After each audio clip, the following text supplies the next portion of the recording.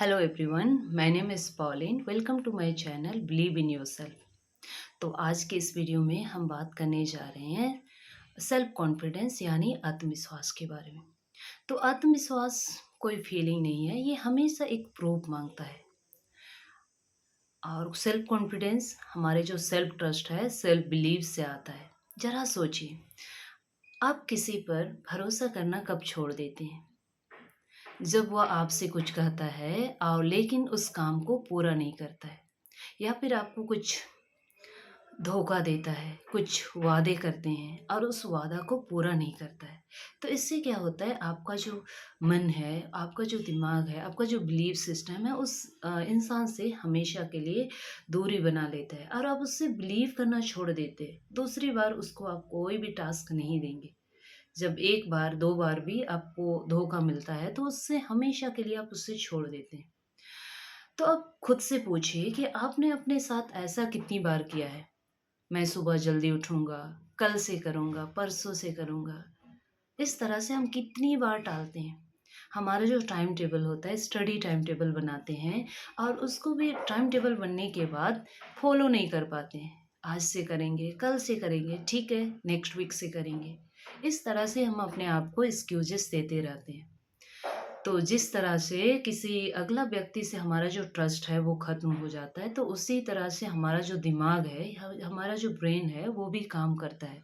उसको भी हमसे ट्रस्ट करना धीरे-धीरे छोड़ देते हैं। हम सेल्फ ट्रस्ट क्या हो जाता है, कम होने लगता है।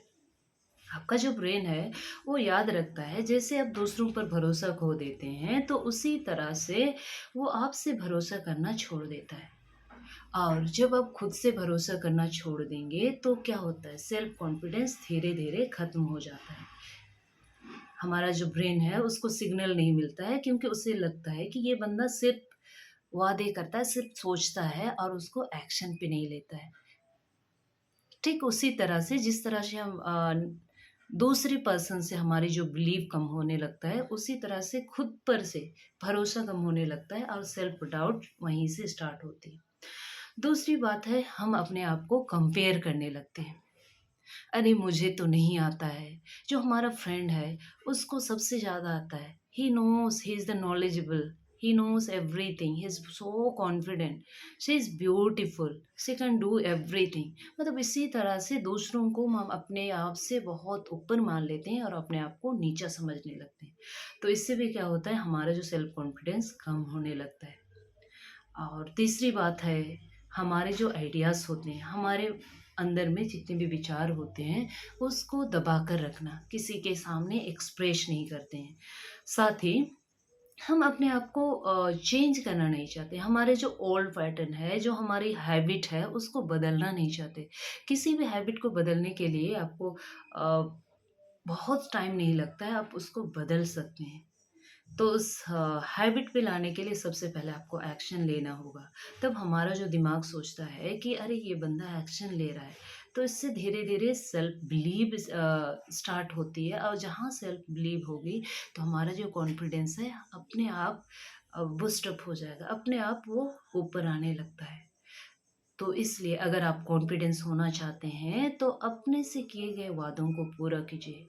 अगर आपने सोचा है कि कल से मैं एक्सरसाइज करूँगा, तो आप डेफ़िनेटली अ, पूरे 1 किलोमीटर नहीं जा सकते हैं, तो आप थोड़ी दूर जा सकते हैं। एटलीस्ट आप ड्रेसअप हो जाइए, सुबह जल्दी उठ जाइए।